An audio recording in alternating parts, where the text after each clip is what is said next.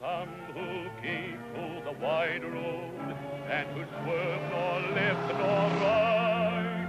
There are those who wander down the side road with a hedge for shelter in the night. Well, I don't much care for the first lot. When we meet, I pass them by. You can write me down among the worst lot, for a homeless near the will am I.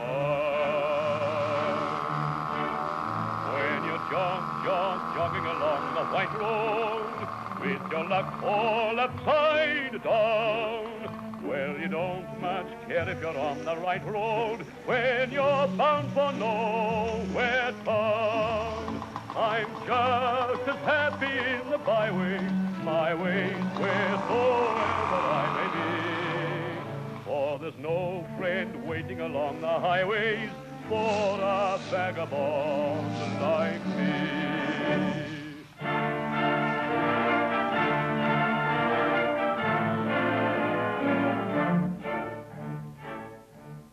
Alfred Scott, born Bradford, England, 1874, educated Melrose, Scotland, and then Abbotsholme, Staffordshire. His interest in motorcycles began with his brothers, who he helped with the construction of a single-cylinder two-stroke gas engine, which one of his brothers had designed. Alfred's interest grew, and he soon revealed a flair for engineering design. In 1904, he filed the British patent number 3367 for a twin-cylinder two-stroke engine, and that started a long and famous line of motorcycles known as the Scott. Throughout his life, Scott was to be granted over 60 British patents of engineering design. In 1908, Scott decided it was time to begin the manufacture of a complete motorcycle which would carry his name. After a brief flirtation with the Jowett Car Company, he founded his own company with a close friend and a cousin. The initial share capital was £4,000, and they began manufacture in Bradford. Around this time, a young man, Harry Shackleton, started work. I was 3 years at the university in Leeds, and I left there just before the First World War, in the summer of the First World, before the 1914. And I went down to see Scott, and he set me on as a draftsman. And of course he hadn't been there many months before the war broke out. And after that, of course, they went, from the early days of the war, they made gun carriers and ammunition carriers. But the motorcycles dropped out and they went on to fuses and gauges and that kind of thing until the end of the war. And at the end of the war, a new company was formed. In 1909, Scott decided to enter his bikes in the premier competition of the time, the Isle of Man TT. The event was divided into two classes, single-cylinder and twin-cylinder motorcycles. There were only two machines, a Primo and a Scott, in the latter class. The Primo crashed in practice, thus making the Scott the first two-stroke ever to race in the TT. Unfortunately, Eric Myers, who was riding, also crashed, and the machine was so damaged it failed to finish the race. Scott continued to enter his bikes, but with no great success. However, in 1911, Frank Phillip achieved the fastest lap at 50.11 miles per hour. At last, success. The 1912 Senior TT was won by Frank Appleby riding a Scott. The win was what Scott had needed, and the orders came flooding in. They repeated their success again in 1913. This time, Tim Wood was the rider. There was a major effort for the 1914 TT to see if Scott could achieve the hat-trick. Unfortunately, this was not to be, but they did record the fastest lap for the fourth year in succession. Not only the racing team went to the Isle of Man, many of Scott's employees took their holiday there at the same time. Harry Shackleton always went with his wife. We're going back 60 years, you know. Freddie Dixon was riding Indians, and there were Harley Davidsons and so on and so on. And I've watched a TT from Ilbury, Governor's Bridge, up at the Bungalow and Quarter Bridge and several pieces round there. The Scott Depot was at Ramsey.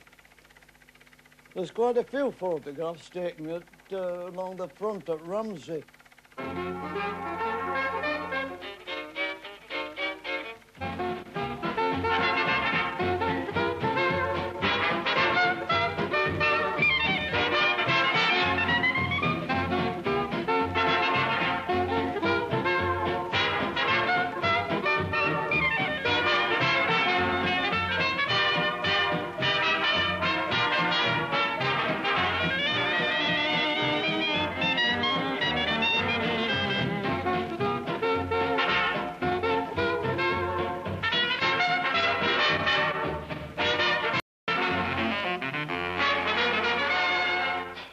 The Isle of Man TT was not the only event in which Scott achieved success. He entered his machines in many six-day trials and local one-day events.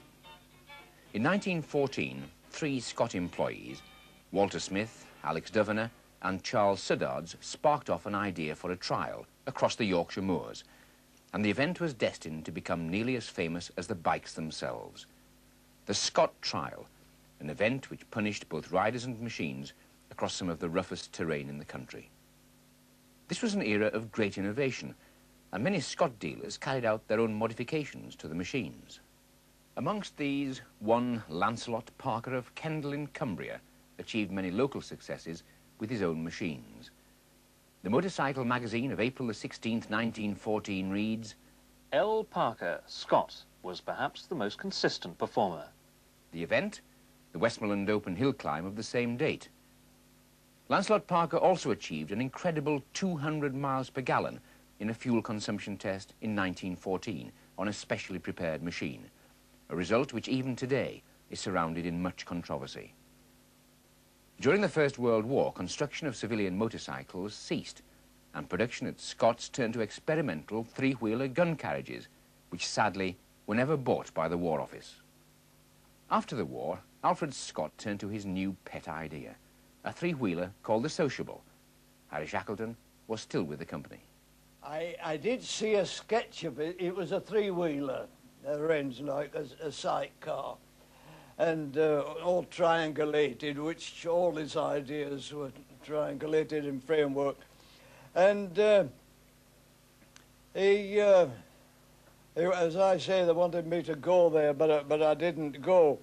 But I did come across a drawing of his, or a sketch, where he proposed putting 4 wheels on.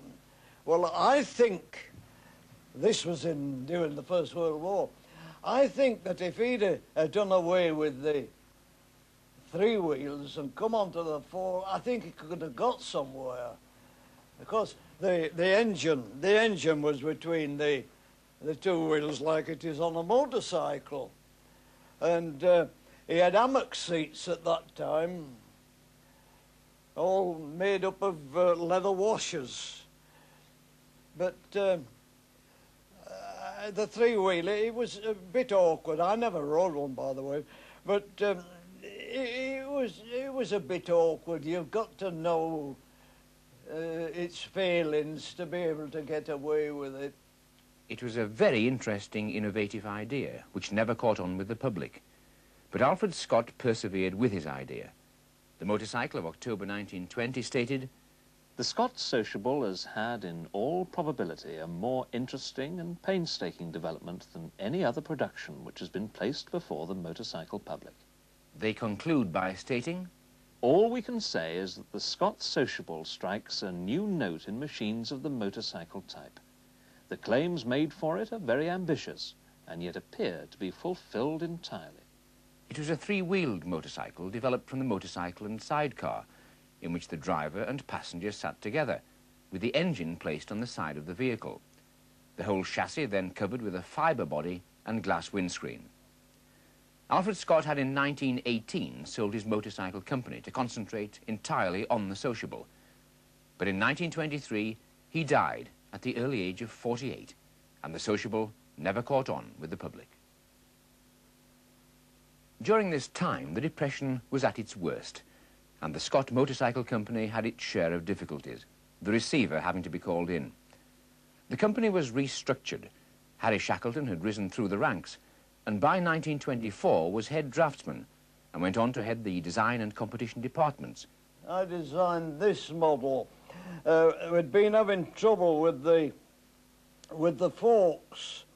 If you remember the first forks, they were in two pieces. There was a sliding member and then the main member which picked up the wheel.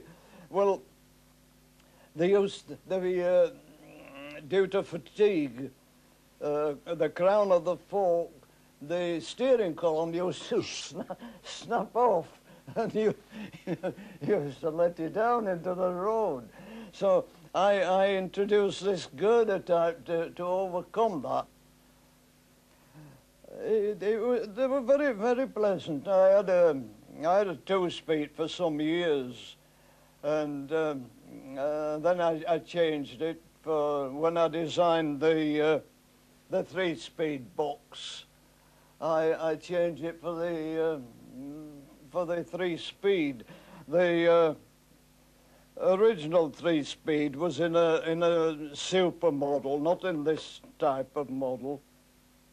Harry left Scott's in 1930 to carry on his career with other motorcycle companies. The Scott Motorcycle Company continued with such famous bikes as the Flying Squirrel. It never again achieved the success of 1912 and 1913 on the Isle of Man, but was always in the forefront in trials and competitions. The original ideas of Alfred Scott and his water-cooled twin-cylinder two-stroke continued to be refined, and it's doubtful whether they had any rivals for smoothness and refinement. From the 1927 catalogue. There is nothing else just like a Scott. It purrs, it glides, it steers with carefree ease.